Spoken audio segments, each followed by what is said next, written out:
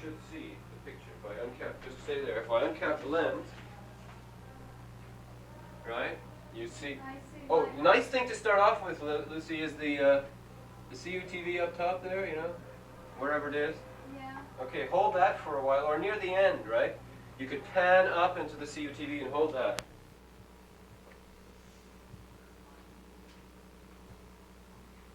For information, we reserve a seat or two. That's a free speed reading lesson. Dial 844-1941 right now. That's 844-1941. Okay. Take 3. No, this is take 1. Take 1 of. This is take 1 of an ad lib, yeah. The internationally acclaimed Evelyn Wood International Institute of Speed Reading is offering their last session before the Christmas exams. If you've always been curious about speed reading, and reading as fast as I'm talking to you right now, or even reading as fast as you can think, call 844-1941. That's 844-1941 right now. This machine, the voice digitizer, could have made Bob Stanfield the Prime Minister of Canada. Joel Bond is, he teaches speed reading to top executives. Could you please explain what this contraption is? This is a voice digitizer, which is a really souped-up tape recorder, and it has a variable speed adjustment on it so that you can adjust the pitch of the voice. And if you didn't have this particular kind of pitch control, you'd get a chipmunk kind of effect. In other words, this can run through 15 inches of tape per second, and instead of sounding like a chipmunk, it adjusts the speed so that you can hear it very, very clearly. The tape that we were just listening to, the people were speaking normally and it was speeded up? Is that the idea? Speaking at normal talking speed, which is somewhere around 160 words a minute, which is what we're talking right now. Mm-hmm. What we did is double the reading speed. This machine came about, I think, during the late Nixon years, when they were trying to decode the Nixon tapes, and they didn't have time to sit there and listen to 8 hours of tape, and they wanted to listen to it in 2 or 3 hours. By speeding it up and not getting the chipmunk effect, they could adjust the differential speed and hear everything that was going on. And now you're using it for your school. What's the name of your school again? Our school is the International Evelyn Wood Dynamic Reading Institute. It's a school that teaches engineers and scientists and technical people, which includes top executives and professional people as well as students, how to read faster.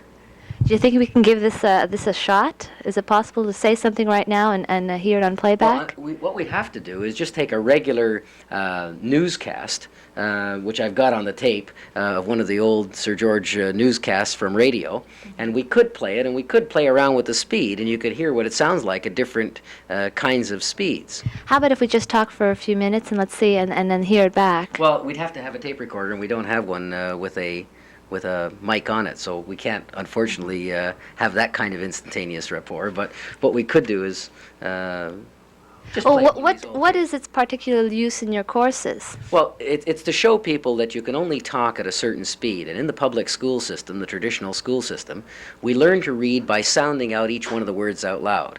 And there's a maximum speed at which one can talk.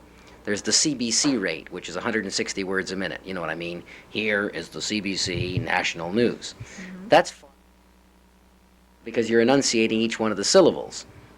Now, you can only say one syllable at a time, but you can learn to see 3 words at a time. So what we do is break through the reading sound barrier. Now, the reading sound barrier is controlled by the larynx, the human larynx, which can only manufacture about 8 sounds per second.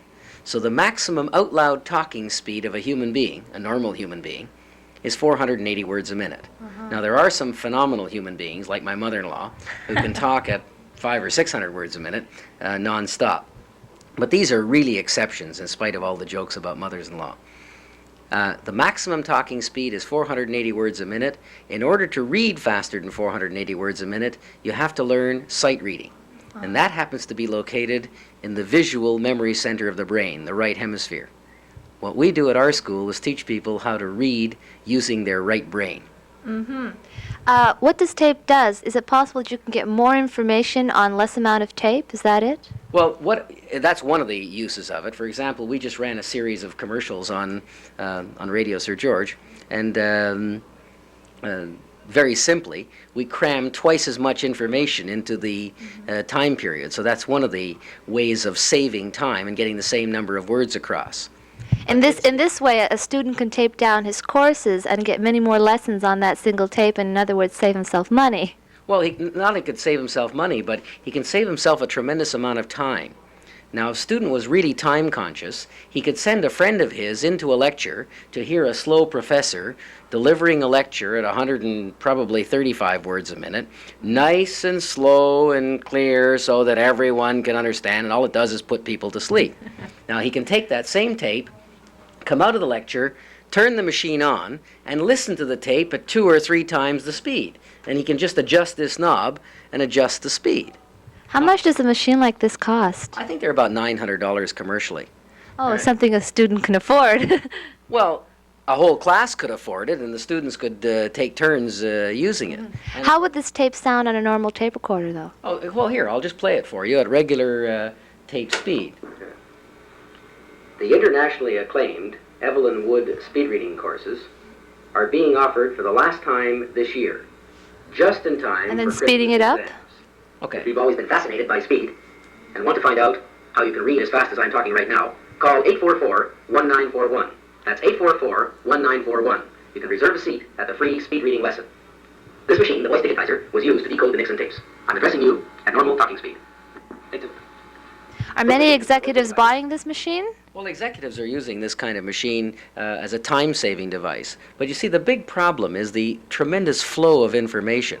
What's happening is there are other kinds of machines that are put out, for example, by IBM, where you can take a page of type, a normal 8.5 by 11 piece of letterhead, feed it into this machine at MIT. 15 seconds later, a laser prints it nice and dry at UBC, 3,000 miles away. The problem is it takes 2.5 minutes for the information to travel the last 15 inches from the page into the recipient's brain. And that's the thing that's slowing down our whole process. In this modern age, this electric age, where there's a very, very fast flow of information, where books are pouring off the presses at literally hundreds of thousands of times faster than we can possibly assimilate the information, reading hasn't changed in the last 5,000 years.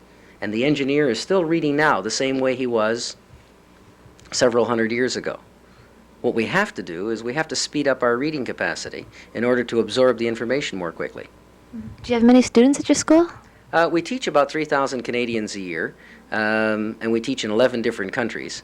So we really, being a small Canadian private school, one of the exports. We travel from Canada all around the world teaching these courses to top executives, professionals, and technical people. Where's your school situated here in Montreal? It's located on top of the Sherbrooke Metro Station. You know that round brick building at the corner of Barrie and Sherbrooke? We have the whole 4th floor, and we have some courses, coincidentally, some courses that are starting next week, and we're here on campus letting people know that the courses are starting next week. And this weekend, we're having a series of introductory free preview lessons and inviting people to come down and see how this machine works and some of the other techniques that we use in the course to speed up people's reading and assimilation of material. Have you just begun using this machine? This machine is actually just used as a demonstrator to show people that there are methods of hearing more quickly and seeing more quickly. But everyone knows that the eye is a much more efficient and a much better system of acquiring information than it is the ear. How many words do you read a minute? It depends on what I'm reading. I can read 160 words a minute for what we call the 4 Ps. And in other material, I can go as fast as 1,600 words a minute. When they used to ask John Kennedy how fast he read, he always answered, I read 60,000 words an hour. Sounds very impressive. It's really 1,000 words a minute, and it's not all that fast. Most of our students graduate from our courses reading at about 1,000 words a minute. Oh, I'm sure this would be very helpful for students when they're studying for exams, or I should say cramming for exams. There are 4 things you can't speed read. Poetry, plays, prayers, and pornography. Those are things that are made to be read out loud. But everything else you can read 2 to 10 times faster than you're reading it now. Well, Joel, happy reading, and I hope that you have many more happy reading days. Thank you. This is Linda Sadlowski for CUTV News. Play that thing again. Was used to decode the Nixon tapes. I'm now addressing you at twice the normal talking speed. Yes, and as recent as 2 weeks ago, the Red Men gave up a 17-6 heartbreaker to the Golden Gales. It was a game that McGill should have won had they capitalized on several early scoring opportunities. The Concordia women's basketball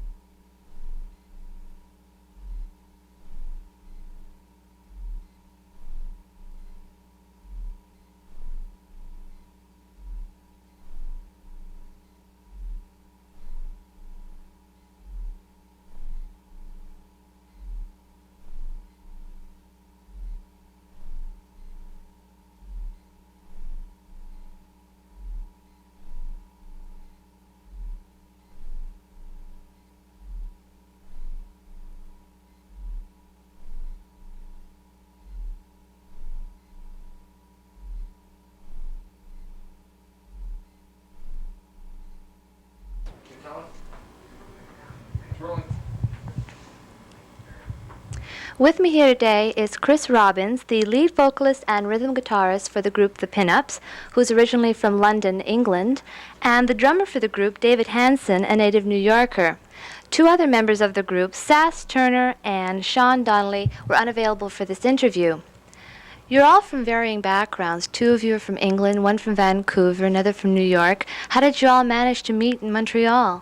It was just a coincidence, really. We were all here at the same time, and we met just because we were all playing in different bands and things. And When did this group originate? about last Christmas time around, early '79. Mm-hmm. We were playing by February fairly regularly. Who decides what type of music you're supposed to play? The band. You all collaborate on this, is that it? Who writes the original music? The band. You all do collaborate as well. There's no group leader in that case. Not in that sense, no. Mm-hmm. I hear you have a new recording contract. Can you tell us about it? Rumor. No, we don't really. I mean, we're in the process of looking. I mean, it's just a question of who it's going to be, but there's nothing definite signed or anything like that. Mm-hmm. We're looking for some kind of recorded product, maybe by spring or summer, hopefully. I mean, that's fingers crossed. Would this album contain all original work? Yeah, definitely. Because I understand you play other people's work as well. I'm playing bars. Yeah, When you're playing bars 3 or 4, or sometimes even 5 sets a night, you have to do other people's tunes. Even if we had enough, most beer drinking bar goers don't want to hear 5 sets of music they've never heard before. Where do you usually play? Well, we were doing a lot at clubs and bars. Now we're in the middle of a stretch of schools. We're doing about 3 or 4 a week, and that'll keep up until Christmas. We're taking 2 weeks off in the middle to go to Kingston and do some work out there at Queens, and then we'll come back and finish up for the Christmas season. Mm-hmm. Have you played anywhere else in Canada? Done a few Ontario dates, that's it. Yeah, nothing much. We're expecting, hopefully, early next year, January or so, to crack the Toronto market. We're doing a few clubs in Toronto, in and around metropolitan Toronto, and perhaps out west a little later on in the year, and who knows what else. Who's been an influence on your music? Boy, that's a hard question. Well, whose musical style do you prefer? Do you like to listen to? The Beatles are the main influence in the band. And Yeah, it's maybe The Who would be the other band. That could be called an influence. nothing really current that's influential. There's a lot of bands who are capitalizing on the same sort of thing, but it's there's nobody really current who influences the band at all. Mm-hmm. No bands that are out now that have just been out recently. What's your gimmick? What's the gimmick of the group? The group has to have a gimmick? No kidding. Not necessarily, but do you have one? Do you think you have a certain style? Catchy songs. Yeah. That's our gimmick. I guess you don't like to be labeled as a certain type of group, but prefer to try different styles of music? We leave that up to the labelers. Yeah, it's all in a certain vein, but what you'd want to call it would be up to the person who is listening to it. We don't like to be classified as anything in particular, really. What type of market do you hope to reach? Everybody. It's really impossible to say. I guess we'll find out when. Anyone who likes rock music. We're aiming for a very broad and wide audience, and nobody in particular in mind. People that are maybe teenaged in attitude as well as in years. Just people who like exciting, short, melodic, energetic rock songs. Mm-hmm. Where do you plan to be in about 5 years from now? Because you're just a recent group. Retired. Collecting unemployment. Mediterranean, whatever. It depends. You can't say. I mean, I can't project on what we'll be doing in 5 years, and you don't really know what you'll be doing in 1. I'm sure we'll still be around and playing if everything goes like it's supposed to. Do you hope to be in music for the rest of your life? I mean, nobody's an aspiring artist in another field? No, not really. I see. see. Where do you plan to go on from here? I hear you have a concert this weekend. Is that it at McGill, Loyola? Loyola, yeah. Loyola. And what other schools are you planning to play at in the future? Oh god, I don't have our itinerary here, but most schools we get around to them sooner or later. Do you have an agent? Yeah. Well, we work with different agents. I mean, we've been working with Montreal-based agents for a while, but I mean, now things are progressing a bit, and we'll probably have to call on agents outside the province, different agents from across Canada, everybody sort of controls a different territory, so you just have to go with what's there. But you like everybody to work together. You don't like to have there to be one leader, one person who is, instigating everything. Within the band or Within the outside? band.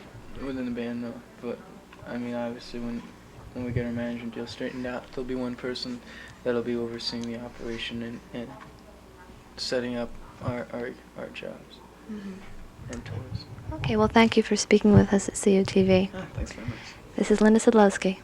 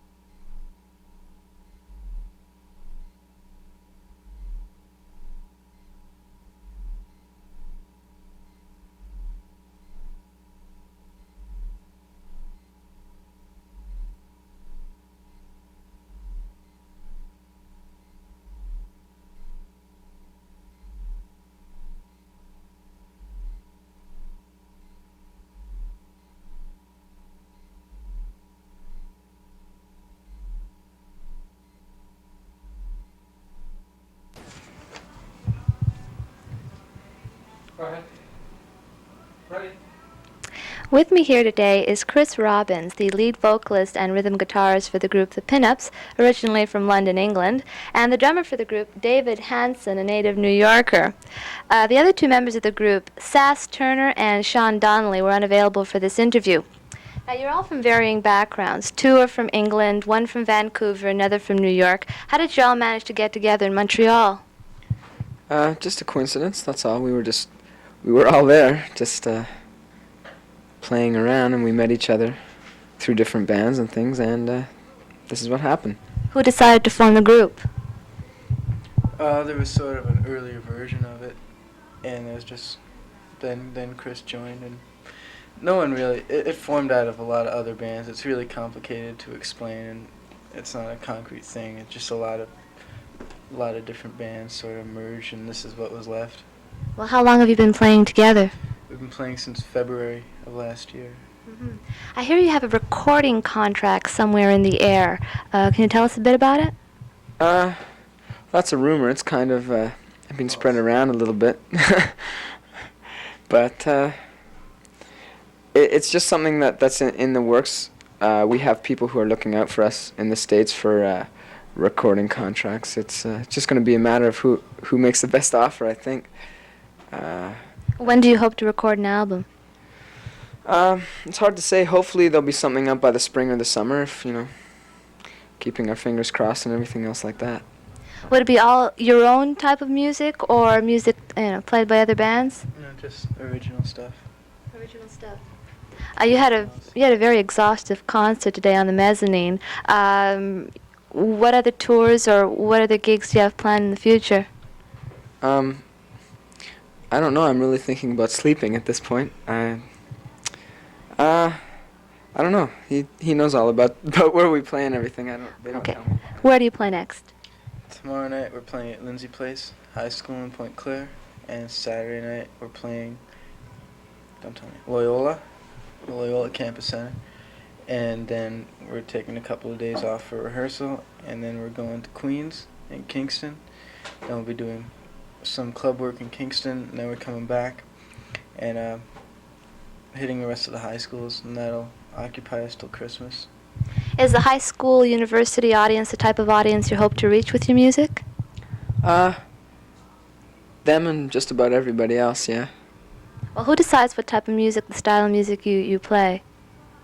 No one really. We just write what we feel, what we like. It's really fortunate that everybody has sort of a different musical background, but we all have a very common denominator in the music that we like to play, the kind of thing we like to do live and hope to record.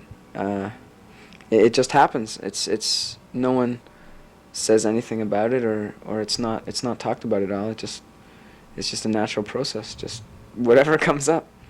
Whose music do you like to listen to in your spare time?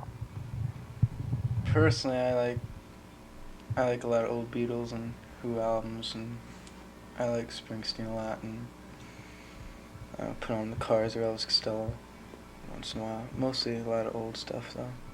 Progressive jazz, yeah. Mm-hmm. Yeah, there's that too. Are you all out on your own, or what do your parents think about their sons being rock stars? Shh. They don't know yet. Is that it? It's you're undercover. Yeah. They still think we're going to school. No. We won't let this secret out. I still think I'm at home. They haven't checked in the last 2 years, you know. I used to hide in my room a lot, but He stuffs the pillows under his blankets. They just think he sleeps all day. Oh, I guess you prefer playing music to taking literature and algebra. There is no doubt about that. literature and what? I get it.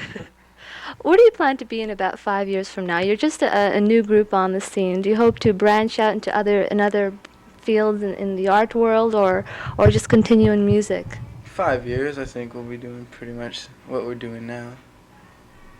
10 years might be doing different things. It depends. You can't really tell at this point. Would you hope to travel to the States or to Europe? Oh, I'd love it. Sure. I've never really had an opportunity to travel. This would be a great time to do it. Well, this would be a good thing to ask your agent. Do you have one agent, or? No one exclusive. We're working with different people. Whoever can meet our needs. Well, do you find that you're working with different people, that one person might realize your needs, another person might not, and that there's no one specific person who knows what you really want? Is that why you're going from agent to agent? Yes. It depends where you're working. Different agents have their strongholds in different territories, and when you want to play Toronto, you don't use a Montreal agent to get you your Toronto gigs. You phone up the agency in Toronto. But you have one road manager who books all your gigs, is that correct? The road manager does nothing except oversee the setting up and taking down of equipment, scheduling interviews, photo sessions, the small things. The manager is the person who oversees everything. Oh. Do you tell him where you want to play, or does he tell you you're playing there? We take what we get. I mean, agents know that we enjoy playing schools more than clubs, so we play as many schools as we can. And when you get to a time of year, such as January, when most schools are in exams, and half of January is still Christmas vacation, that's when we're going to pack off and go to Toronto for a while. Do you find yourself that you're labeled as one specific type of musical group, or do you like the term labeled? We don't really like to be labeled anything. A lot of people do. A lot of people label us good things, bad things, indifferent things. But we like to be called a good rock and roll band, that's all. Nothing more than that, really. You wouldn't try any type of other style of music? You wouldn't go into like jazz or blues? Not in this band, and probably not ever for me, but I don't know about the others. I mean, they have different musical backgrounds than myself. Mm-hmm. Two of your original songs are apparently very much in demand, Say Goodbye and Come On Julia. Now, who wrote these songs? I did. What inspires you to write songs? Do you just sit there and a thought comes to you, or do you happen to walk out the door and say, "Hey, I think that sounds good"? Usually, everyone says, "Well, listen, we need 2 more songs by this time," and it's a pressure thing. At first, it was just a backlog of things that you've been doing over the last few years, but now we're under a little bit of pressure to produce, and so you have to make yourself sit down and try and write. Getting back to your hopefully your future album, do you have all the original songs written by now? Are they just ready to be produced, or? We have more than an album's worth of material, but there's no guaranteeing that they'll all end up on the album that we do. I mean, I'm sure we'll be writing songs between now and the recording of the album that'll end up in the album. Mm-hmm. But we have almost enough for 2 albums. We're getting there. Well, I know you're both tired, like I said before, after your mezzanine concert, which was a smash, I might add. So I'll let you go and finally get your sleep. Thank you for talking to us at CUTV. And this is Linda Sadlowski for CUTV.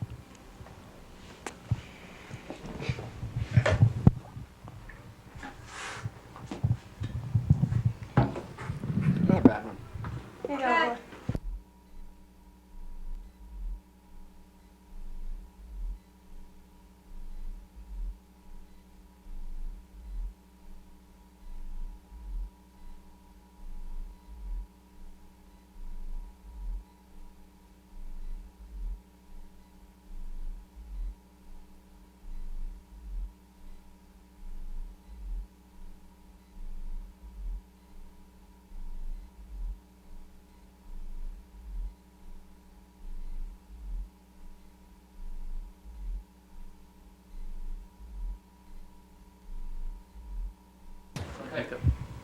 Rolling.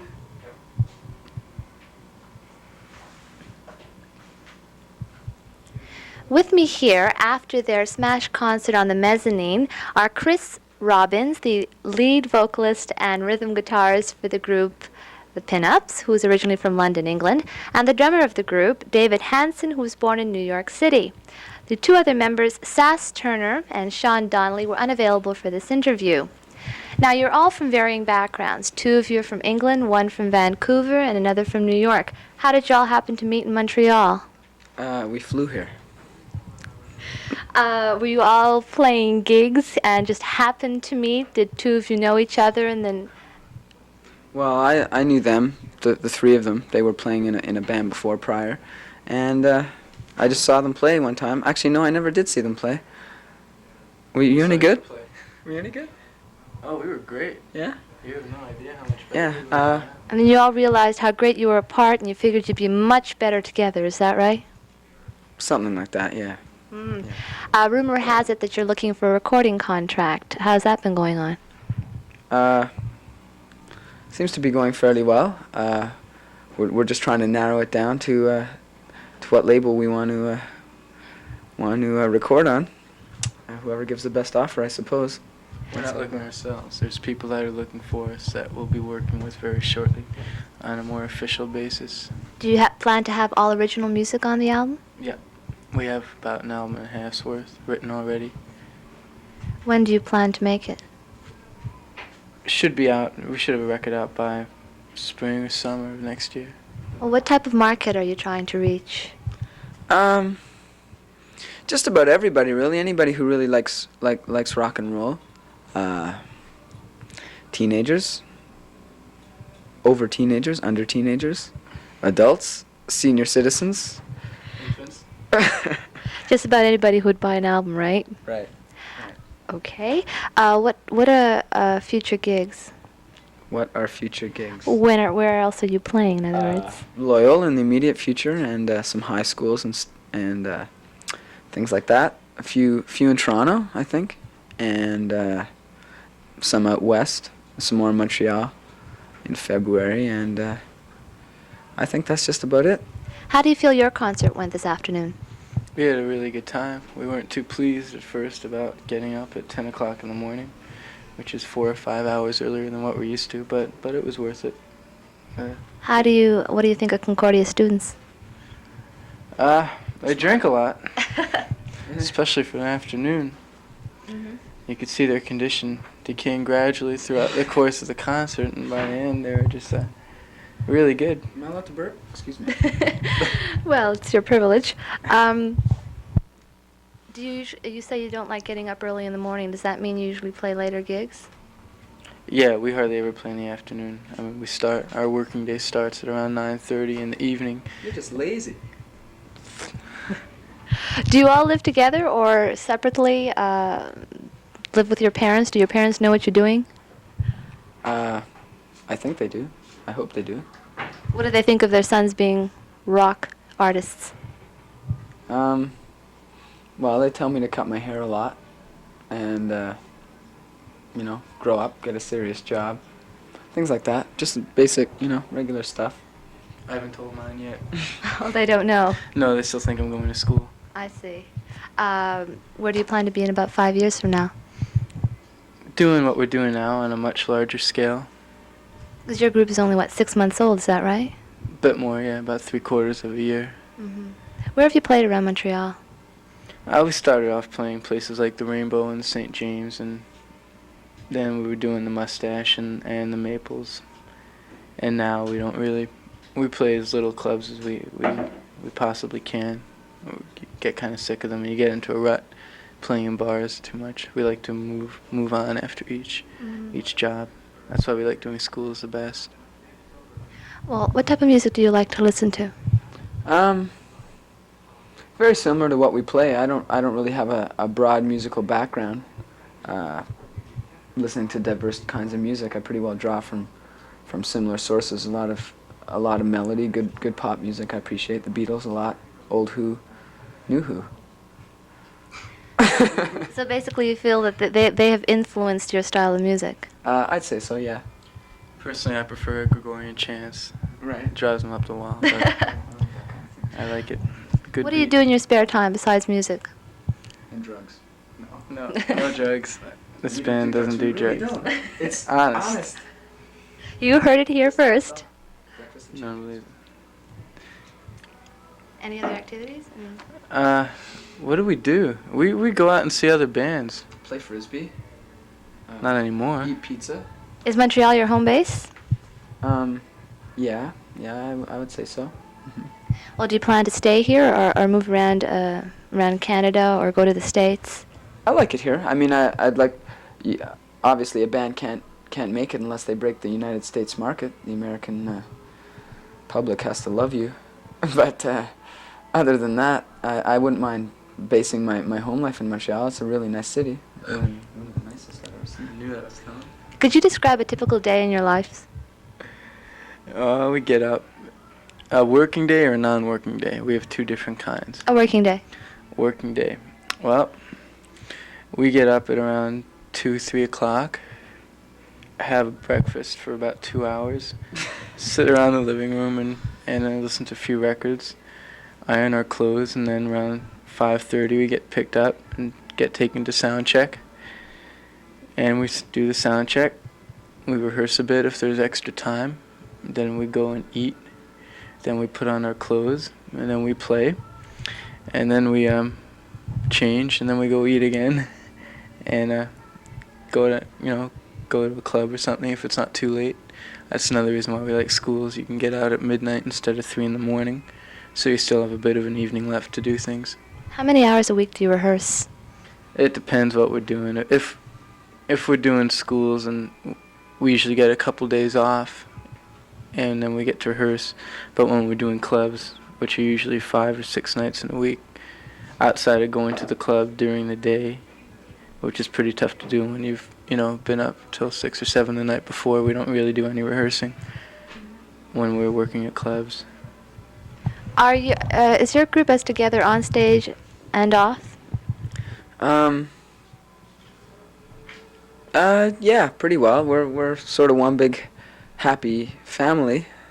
In other words, you just don't rehearse on stage, and then afterwards everybody goes their own way. No, we sort of share social lives a little bit. I mean, we get out and do whatever friends do. I mean, we're all very good friends with each other.